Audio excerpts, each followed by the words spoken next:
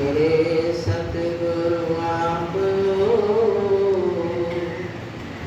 सब संतन के सरकार, शरण पड़ेगी राखे प्रभु जी तुम्हारी लाज, शरण पड़ेगी राखे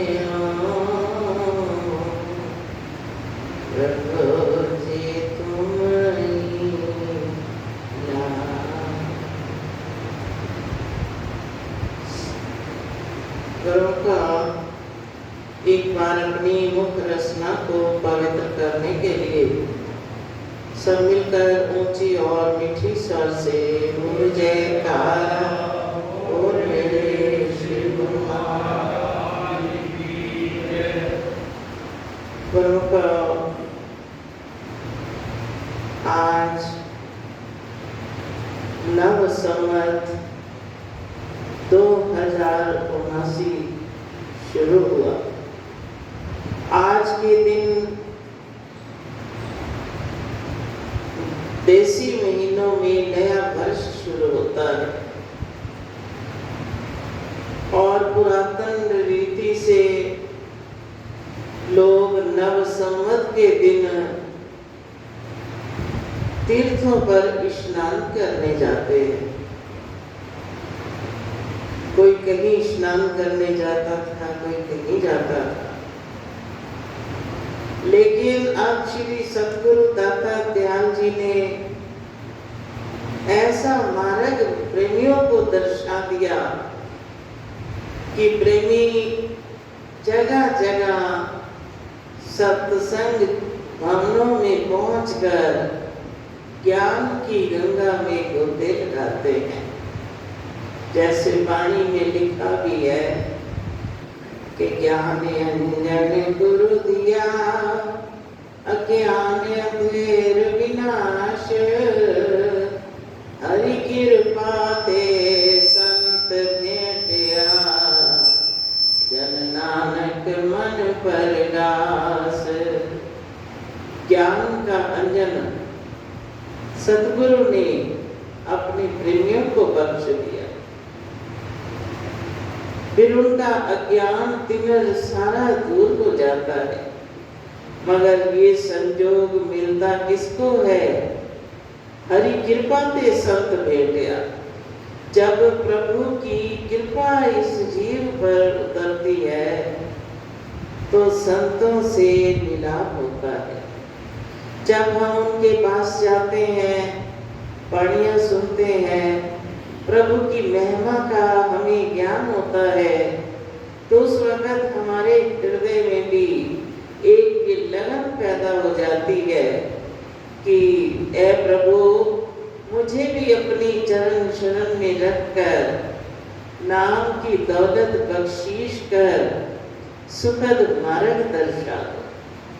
तो जो प्रेमियों की पुकार सुनकर फिर भगवान भी किसी न किसी रूप में अवतरित होकर अपने प्रेमियों को ऐसा संयोग बख्शीश करते हैं जैसा कि सब गुरुओं को इस वक्त प्राप्त हो रहा है।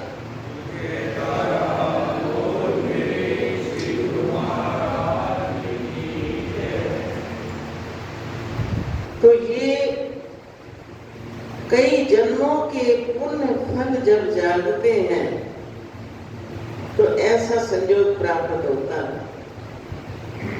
जैसे बाबा नानक देव जी भी कह रहे हैं कि जिस पर प्रभु की दया हो जाए, हरि कृपा हो जाए, जन नानक मन परगास, उसके मन में फिर ज्ञान का दीपक जगमगा उठता है। तो गुरुमुख कितने भाग्यशाली हैं जिनको सतगुरु की शरण मिली, फिर उन्होंने हमें इस मार्ग पर चलना सिखाया। लोग तीर्थों पर जाते हैं, और प्रेमी ये घट का तीर्थ उसमें स्नान करते हैं।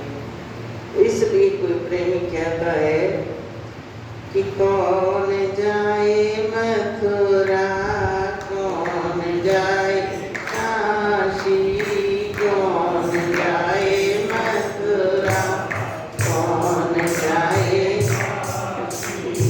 इन तीर्थों से हमें क्या काम है। मेरे घर में तो है भगवान मेरे, जिनके चरणों में चारों धाम है।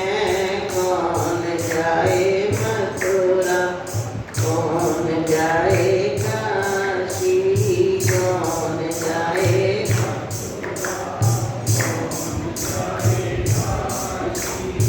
इन तीर्थों से हमें क्या काम है। मेरे घर में तो है भगवान मेरे, जिनके चरणों में चारों धाम है। कौन जाए मथुरा, कौन जाए काशी। तो प्रेमियों को जब ऐसा अवसर प्राप्त हो जाता है, रोज रोज वो अपने घर में मालिक के नाम का आनंद लेते हैं, तो वो कहते हैं कि अब मैंने तीर्थों पर जाकर क्या करना है। मेरे गुरु महाराज जी के चरणों में तो चारों धाम हैं, चारों धाम के स्नान करके फिर इससे बड़ा तीर्थ और कौन सा होगा। एक बार कोई जिज्ञासु तीर्थों पर जा रहा था, तो जाते जाते रास्ते में रात पड़ गई। पैदल यात्रा किया करते थे, तो सोचने लगे कि यहाँ कहीं रात बितानी चाहिए। तो उनको एक झोपड़ा दिखाई दिया जिसमें संत जन रहते थे, नाम सिमरन करते थे। अंदर चला गया, रात्रि वहां बिताई कि महाराज जी हम तीर्थों पर जा रहे हैं और रात्रि यहाँ बितानी है। तो बड़े आराम से भोजन किया, विश्राम किया।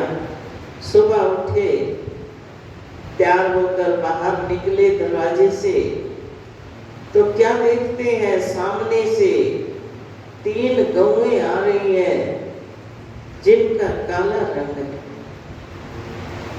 देखकर हैरान हुआ कि तीनों गौएं एक जैसे काले रंग की हैं।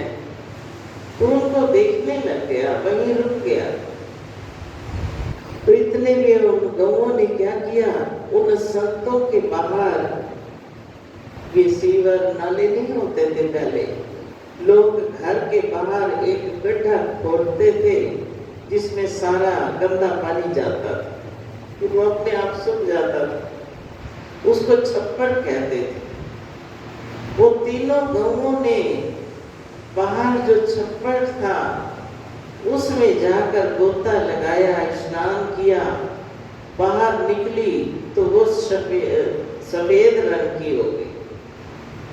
अब तो और हैरान हुआ कि अभी ये काली गौएं, इन्होंने स्नान किया, पानी भी गंदा है, तो ये एकदम से सफेद हो गई।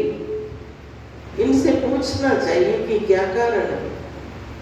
हाथ जोड़कर कहता है, गौ माता मुझे ये बताओ कि अभी तुम आई थी तो तुम्हारा रंग काला था, तो इस छप्पड़ में स्नान करने से तुम सफेद हो गई, तो ये क्या कारण है।